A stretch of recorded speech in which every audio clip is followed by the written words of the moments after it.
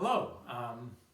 We have been talking about continuous functions, and now we're going to go back to the operation of taking a limit of a function.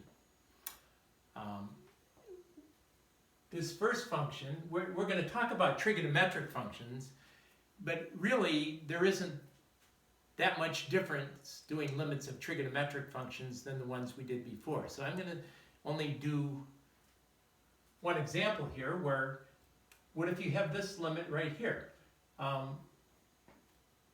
The first thing you're always going to try to do is plug in and see what happens. So x is approaching pi over 2. So this is going to become 2 times the sine of pi over 2, or 2 times 1. And this is x squared, so you plug in pi over 2 for x, and you get pi over 2 squared. And that's the answer. I mean, you can do a little simplification, and you get a number, 8 over pi. So you basically just plug in numbers and hopefully get a number as your answer. Now, there are times when you're going to get a number divided by 0, which means you're going to probably have an asymptote. I think for sure you're going to have an asymptote.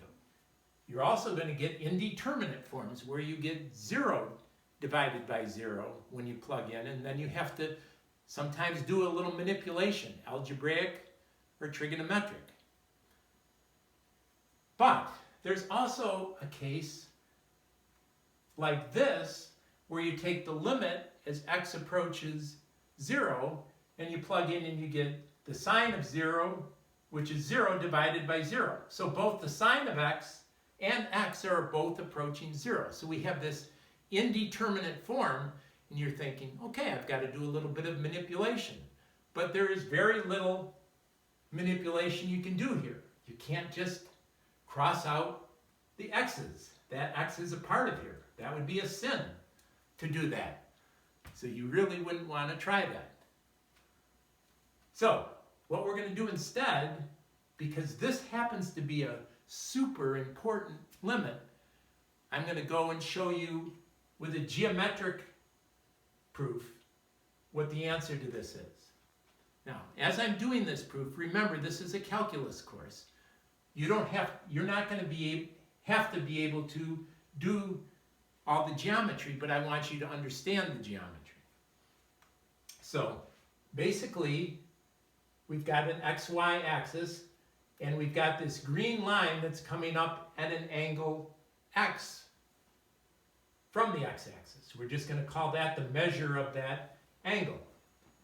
And we're going to look at the area first of this little triangle. I'm not sure you can see it really well, but I tried to shade it in. It's this made by this dashed line and the green line and this orange line. Well, first of all, I should tell you that this curve is a part of a unit circle, a circle of radius 1. So that means that this distance is 1 and this distance is 1. Anytime you're looking at the radius, it's 1. So what would be the area of this triangle right here? Well, it's a triangle, so it's 1/2 the base. Well, the base is the radius of that circle, so that's 1. And the height is this purple line right here. Well, this is where it takes a little bit of thinking, but if you know your trigonometric relationships, you know that the sine of x is this purple distance divided by this green distance, which we know is 1. So basically, this distance is just the sine of x. So we could just write that the sine of x. And now, I claim, and I think it should be clear from the picture, that the area of that triangle is less than the area of this sector. This little like slice of pizza that just contains that little bit of extra right to the right of that dashed line up to the circle. That's actually going to be bigger, so I can say it's less than. And what would be the area of that sector? Well, since this is a unit circle, the area of the whole circle is going to be pi times the radius squared, and the radius is 1. So it's just pi. And what fraction of that circle do we have? We only have x out of a total of, and this is what when we have to decide, are we going to use degrees or radians? Well, I'm going to use radians, and there's a good reason. So I'm going to put 2 pi. We'll go into the reason later. Right now, just realize that I'm now deciding that x is going to be measured in radians and not degrees, and that's going to turn out to be important.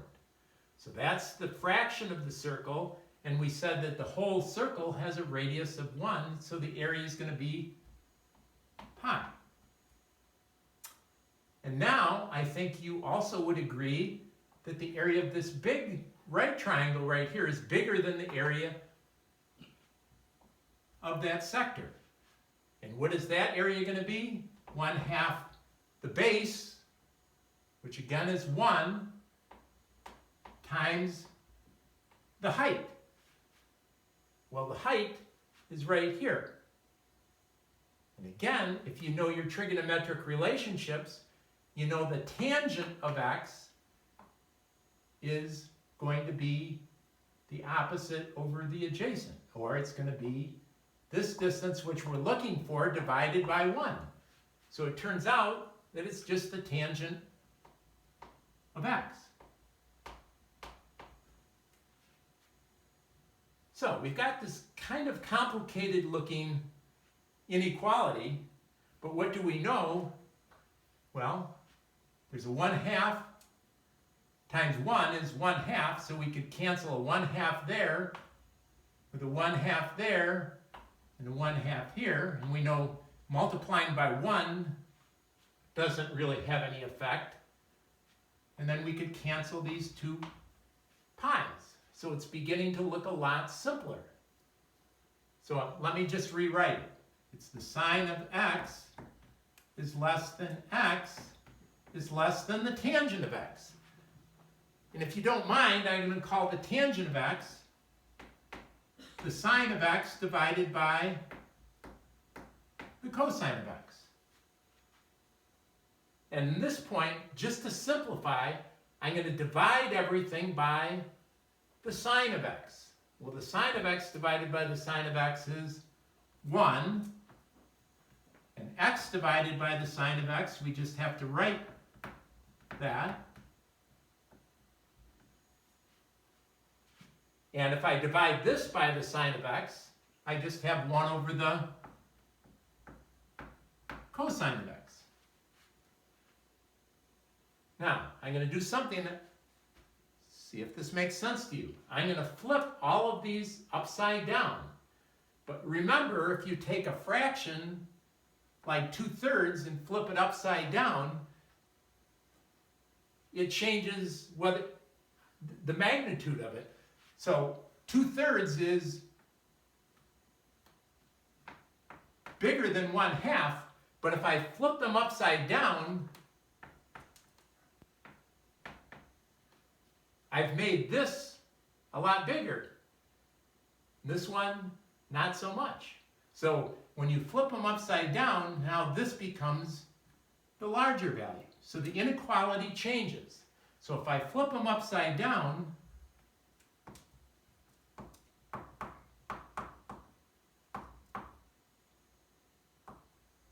then I've got this. Okay, so here's where I come to, I have 3, I want you to consider these to be 3 different functions. The function f of x equals 1, the function, the cosine of x, which I'll do in red. So the cosine looks like this. We don't have to, we're only going to be really concerned around x equals 0, so I won't go any further. And then we have this other function, the sine of x over x, that we know is always in between these two. We don't know exactly what it looks like, but we do know that it always is somewhere in between the two. Now, here's where we're going to go to a theorem that I'm without proof because it makes so much sense. It's called the Squeeze Theorem, or also called the Sandwich Theorem. And it's going to make sense why they use that name, because what do we have here? We have two functions, and this function is always squeezed in between the other two functions. And the theorem says if the limit as x approaches a, in this case just say 0, if the limit as x approaches 0 of this bigger function is the same as the limit as x approaches 0 of this smaller function, and we know that this function is always in between those two, then the limit as x approaches 0 of that function has to be the same thing. I hope that makes a lot of sense to you. So, if we're saying that, what do we know the limit as x approaches 0 of 1 is? We know that that has to be 1, because the function is always 1. What's the limit as x approaches 0 of the cosine of x? The cosine of 0 is also 1. So that means, since by the Squeeze theorem or the Sandwich theorem, if this limit and this limit are both 1, then that limit has to be 1. And we've proven, it took a while, but that's going to be a pretty important thing. And I'm even going to quickly, I don't want to belabor this too much, but just to convince you, what does the sine function look like? Well, the sine function comes out like this. And what does the function x look like? The function x, y equals x, looks like this. And they certainly aren't the same, but look when you get near x equals 0. You can see that they're almost identical functions. And you actually, when you get into a Calculus 2 class, you'll learn something about Taylor series, where you'll see why this turns out to be this way. So, that's two ways of convincing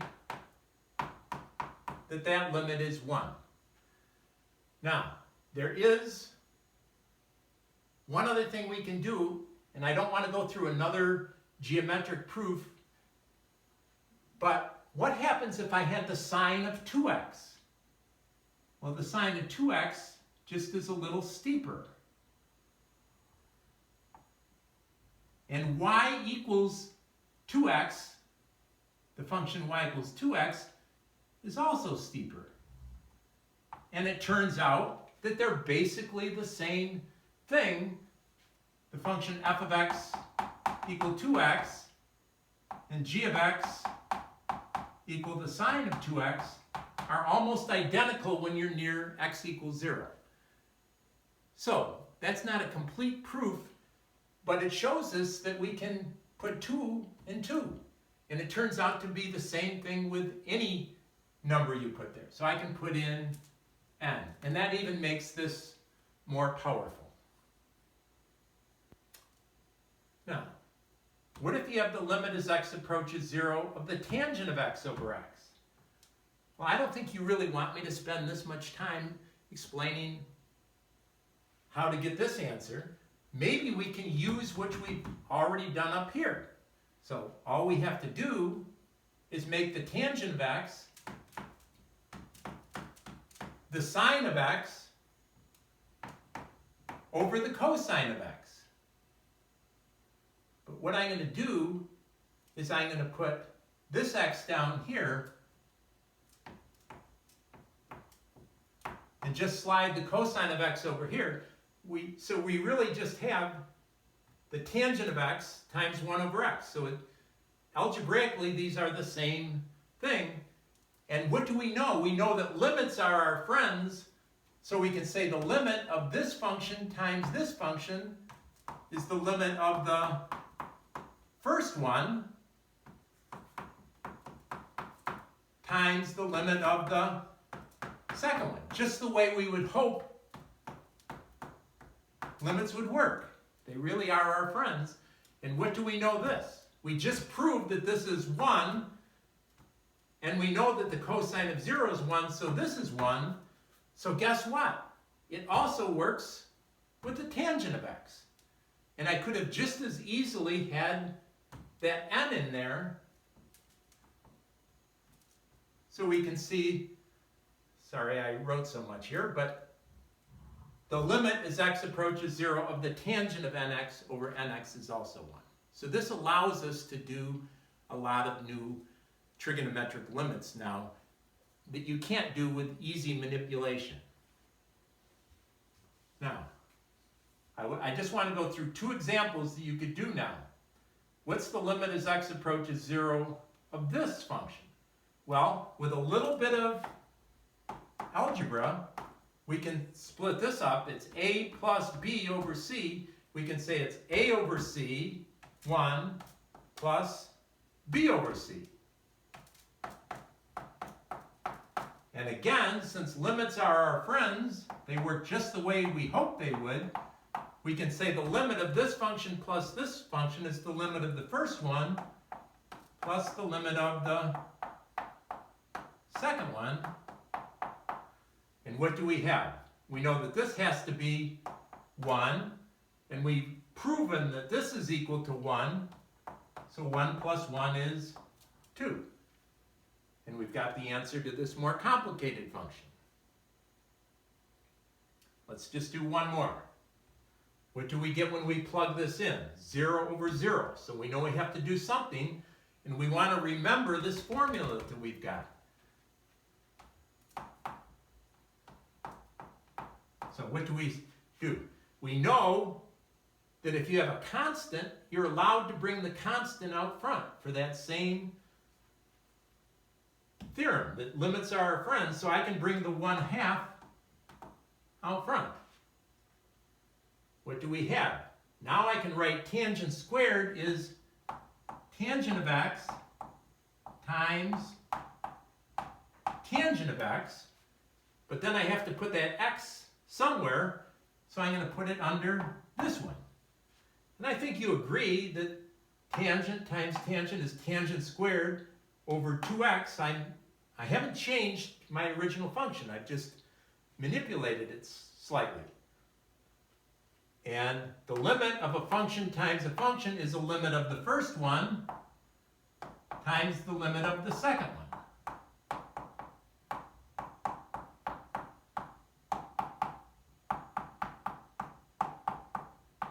We're almost there. We have what? 1/2, and we know that this is equal to 1. And what's the limit as x approaches 0 of the tangent of x? The tangent of 0 is 0. All that work for nothing. We get 0 as our answer. And now, that takes care of trigonometric limits. Now I just want to kind of finish up this video with 2 theorems that we're not going to use on a daily basis, but you're going to see as we get into the next chapters, these are going to be some important ideas we want to keep in our heads. So, one of them is called the Max-Min Theorem. And I wrote it up here as every function defined on an interval has both a maximum and minimum value. Now, the question is, did I write that correctly? Is that true that every function defined on an interval has a max and a min value? Now, one thing that we should probably clear up, what is a maximum value? If you have a bunch of people in a room and the one who's the tallest is 6'4", they would be called the maximum. But what if there's 2 people that are 6'4"?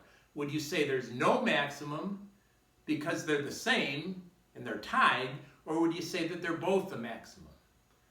Well, all this year, and usually in mathematics, if 2 things are tied, they're both considered to be maximums. And that's the way we're going to consider this theorem. So, here's an interval from A to B. What would you say the maximum of that interval was, and the minimum? Well, I would say the minimum value of the function is 1, and it happens right here at A. But what is the maximum? Well, because there's a hole right here, it never quite gets to 5. So you could say 4.99.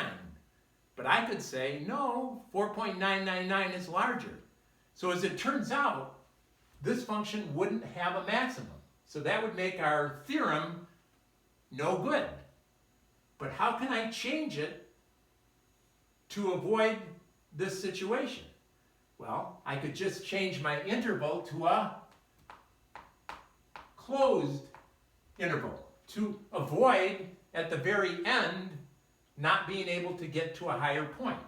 Now you would say the maximum is 5.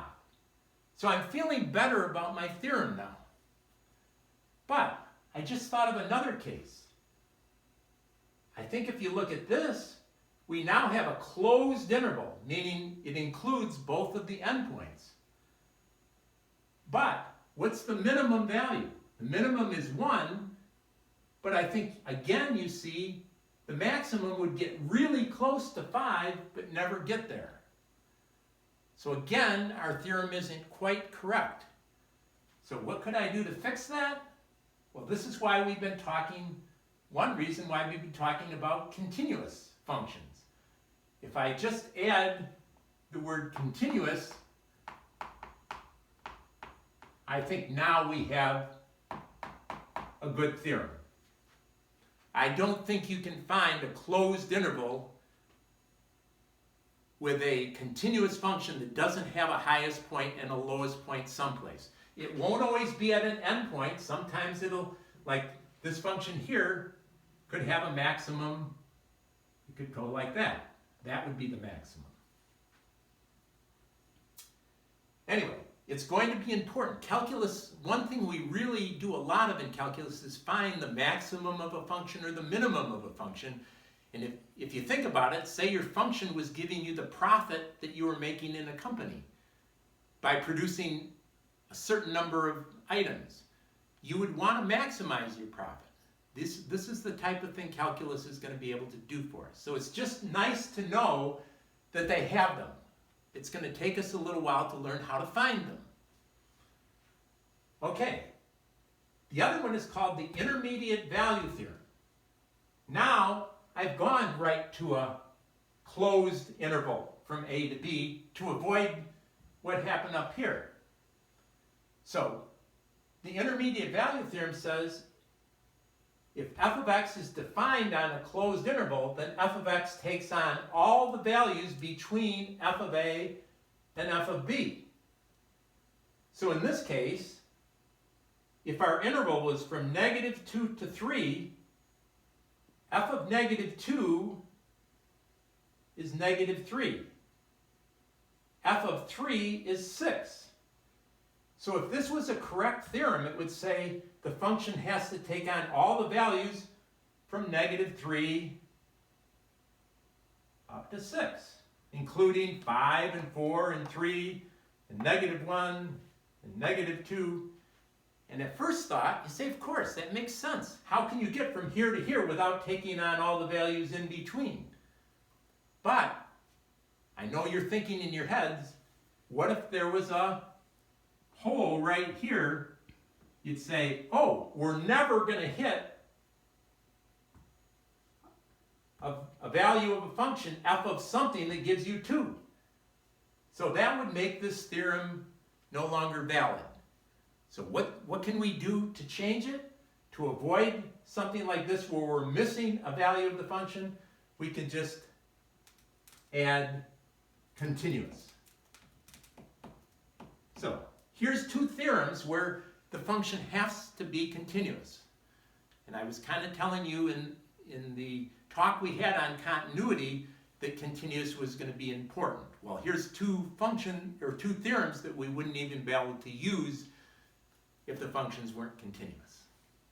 So anyway, I hope you We won't use these on a daily basis, but I want you to have these in your mind that they make sense. So thanks again, and see you the next time.